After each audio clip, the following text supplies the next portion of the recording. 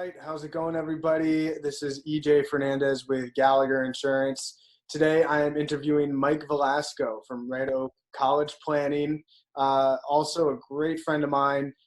We are in the same networking groups together, and I know that he has helped out a lot of my friends, clients, referral partners personally.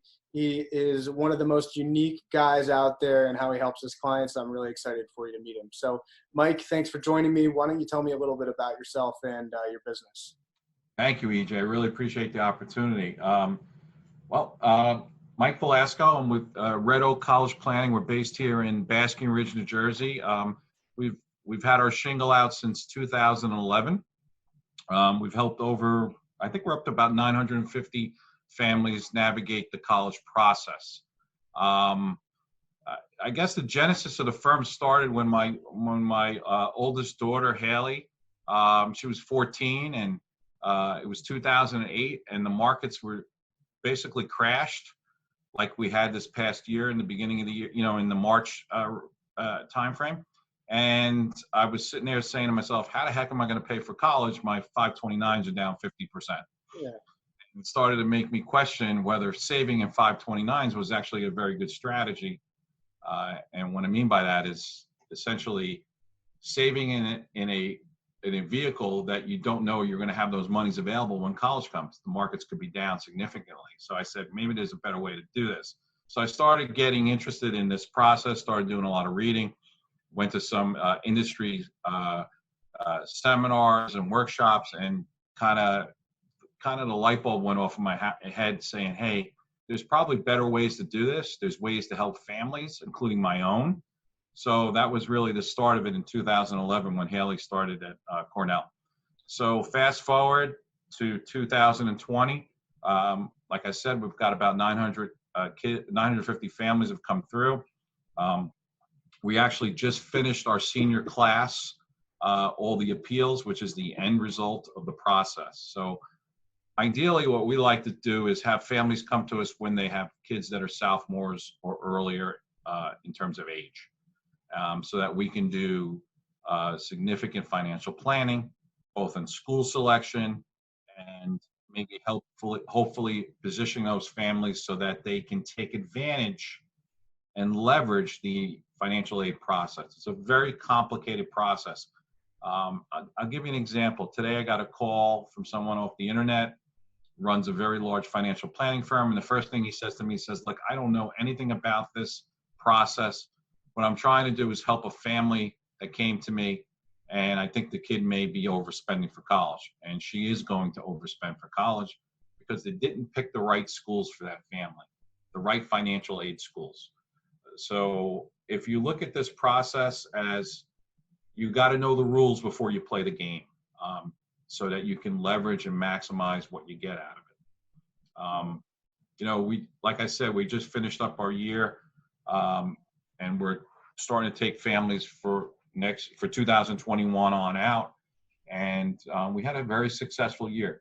Now, because of this COVID-19, EJ, we have an opportunity, I think, for some families in terms of getting themselves properly positioned. The schools are in a chaotic mess right now. It is chaos. Kids are getting into schools that they in the past would never get into off a waiting list and the like, because the schools are desperate. Hence, we've actually been able to use some of that desperation to our advantage by making schools compete for our students, this year's students, and hopefully in the next couple of years. So this has been an unfortunate circumstance. It's horrible, but on a health-wise and a financial, in terms of the health impact and the financial impact. But we're kind of moving forward, because if families are looking at college in future years, you have to get in and start doing planning now. And when I mean have to get in, we're doing things virtually, okay? Social distancing, Zoom things. So we're actually able to work with folks, through the internet and things like that. So. That's awesome. Yeah. So, knowing you for as long as I have now, I am hearing constantly about how much money, you're actually saving families. I mean, I'm hearing stories of you're saving for each kid, right? $10,000 a year, $20,000 a year, you know, it's more over the course of 4 years of college, right? I mean, it's absolutely crazy. And I think that everybody should be speaking to someone like you if you're going to have kids who are going to college, right? So tell me the basics of how this college financial aid works for your customers and some of the strategies that you're doing to get your clients there, just in a nutshell and, really basic that anybody could understand. Well, it's a great question. So I kind of like to kind of break it down into two parts. So our old model was we would do physical workshops, or people would see us on the internet, and then they would come in for what we call a free consultation.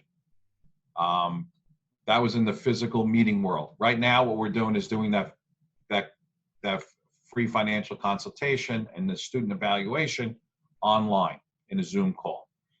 So what we learn from that is a couple things. First, we look at the student to ascertain how is that student done in school, test scores, activities, leadership, volunteer work. If we get them early enough in the process, we may talk to them and the student about maybe building their resume a little bit better, creating a better Johnny or Susie profile, okay? So that when the colleges look at that student, they stick out, okay? They're in the top echelon of kids that they're seeing. So it's like merit-based aid is kind of what you're looking for there, right? Right. Well, I was going to get into that a little bit. It actually can be also need-based, and I'll talk to you in a second. So there's two ways that families leverage this process. So colleges will look at you and this is what we do in this free consultation. We'll actually evaluate you as if you were applying to college today. And we'll compute something what's called the expected family contribution. Essentially what that is the number that schools expect you to be able to pay. So the components of that are your income and your assets, and for private schools, your home equity, okay? So we'll look at that and we'll calculate your EFC, and this will be your initial EFC. In that meeting, I'll be able to ascertain whether I can artificially and legally reposition some of those assets and the like to lower your EFC so that maybe you may qualify for more need-based aid. So that's the calculus for need-based aid. But there's a whole other world out there called merit-based aid, where students will look at certain schools that are going to reward that student for their performance, their grades, their special traits, their leadership, their whole resume. So that's an area sometimes that if we get the students early in the process, we can make some very constructive recommendations and improvements into that resume so that they move themselves upwards in a school's merit pecking order, okay? So that's two ways that families do that. So from that initial consultation, we learn a couple of things. A, are you a need-based family or a merit-based family only, okay? Can we help your student build a better resume? A lot of cases we can, just from the volume of kids we've had come through and our experience in positioning students. C, are there schools that we can recommend that fit your family's financial profile and your student's profile that are going to meet that their needs, okay? We can't, not everyone we can work with or help, okay? If we can help, at the end of that meeting, I explain to the family, okay, this is your situation. This is what I see as the opportunity to work with you and help you, and then present, our services. So that's the first part of the whole process. From that point on, depending on where the student is age-wise, we're going to build a program where we're going to meet, again, virtually right now, and discuss how that student can improve, get themselves, more focused, take take tougher classes, etc., when to take the tests. And then the family, meaning mom and dad, or just mom or dad, depending on the situation, we're going to talk about finances, what your expected family contribution is, what we can do to maybe lower that, okay? And then it goes through a process up until senior year. And what we try to do is by the end of spring of the junior year into the senior year, September 1st time, is have your school list done, your applications done, your essays done. My daughter Haley actually works for me and does essay evaluation and formulation for the students. And basically when September 1st comes, that student walks into high school and has everything done so that they are stress-free, okay? And then most of the time we will apply what's called early action, which means in October we'll do the financial forms together here in the office, and that's how the process goes. So and then from that point, we'll get the acceptances for that student, and then we start the evaluation process of whether we can appeal and get more money out of that school or schools by making them compete against each other. There is a certain amount of competition, there's strategy. If your student likes school A and it's next to B and C, and I know B and C may give that student a better financial package, I may have you apply to B and C and then take the B and C offer and bring it back to A, and basically put A in a competitive position that if they want to get your student, they're going to have to outbid B and C. Gotcha. So there's a lot of science, a lot of art to this. There's a lot of knowledge that's been created that we use here. So. Yeah. Well, what I love about your business is, it's not an easy business for families to navigate on their own with just the process itself, right? So you help them with that. You give them the confidence that they're going to be okay throughout this whole thing. And then on top of that, you end up saving them a whole boatload of money in the entire thing, right? And so, it's almost a question of why wouldn't I speak to someone about that? And I really don't know anyone else who does what you do, especially in our area as well. So, I personally recommend anybody who has kids that are anywhere near going to college, give my buddy Mike a call. He can certainly help out, or at least make sure that you're on track. And Mike, I think thank you for joining me on this call. I'm going to throw your contact information in the description so that anybody can reach out to you. And, hopefully as time goes on, we can do something else like this again. And, I look forward to continuing to work together.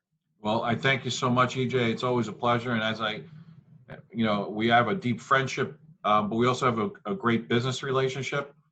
And nothing makes me happier than having my clients go to EJ and have him review their car insurance, their home insurance, all their personal insurance lines. And they call me back and say, EJ saved me $2,000. He saved me $3,000. He saved me $1,000. That's fabulous. So you're the man in that area. You're my man. So I appreciate it. Thank you. Yeah, it's my pleasure. It does work out really nicely. We're able to help a lot of people jointly. So we're going to keep doing it.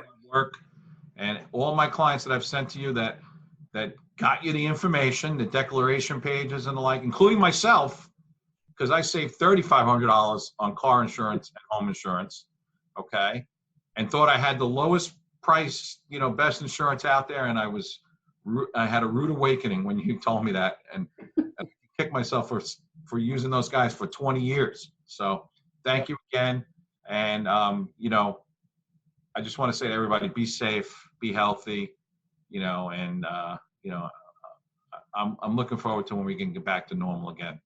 Yeah. Shake hands again. So. Me too. All right.